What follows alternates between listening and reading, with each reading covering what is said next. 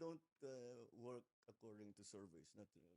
Binigyang diin ni Pangulong Ferdinand Marcos Jr. na ang mga bagong serbisyong inihahatid ng pamahalaan gaya ng zero balance billing sa mga pampublikong hospital, 20 pesos na bigas at diskwento sa pamasahe sa MRT at LRT ay bahagi ng layuning mapagaan ang buhay ng mga Pilipino at hindi pampapogi lang. Sa BBM podcast interview, sinabi ni Pangulong Marcos na hindi ibinabatay ng kanyang administrasyon sa resulta ng survey o ratings ang pagdedesisyon kung anong programa ang isusulong. Anya, ginagawa nila ang mga ito bilang tugon sa mga hinaing ng publiko at upang magbigay ng agarang ginhawa sa pang-araw-araw na buhay ng mga mamamayan. We don't work according to surveys, not really. What we do is there a way, pag may nagre-reklamo, sinasabi, mahabang pila sa PhilHealth, anong pwede natin gawin para mas maginhawa?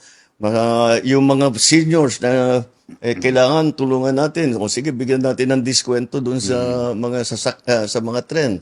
O tapos yung commuters, kasi araw-araw yan eh. So, anything that we can do to make things easier, help people's life, make it more easy, cheaper, easier, more convenient, save time, all of those things that are valuable to all of us. All of these things are being done because we have many big plans. Ipinunto pa ng Pangulo na habang may mga malalaking proyektong ipinatutupad na nangangailangan ng mahabang panahon, may mga simpleng hakbang na maaaring gawin ngayon para makatulong sa publiko, tulad ng digitalization sa PhilHealth, diskwento sa pamasahe ng mga estudyante at senior citizens, at iba pang serbisyong makakatipid sa oras at pera ng mga tao. Iginiit din niya na ang mga benepisyaryo ng mga programang ito ang makakapagsabi kung may saysay o may epekto ito sa kanilang buhay.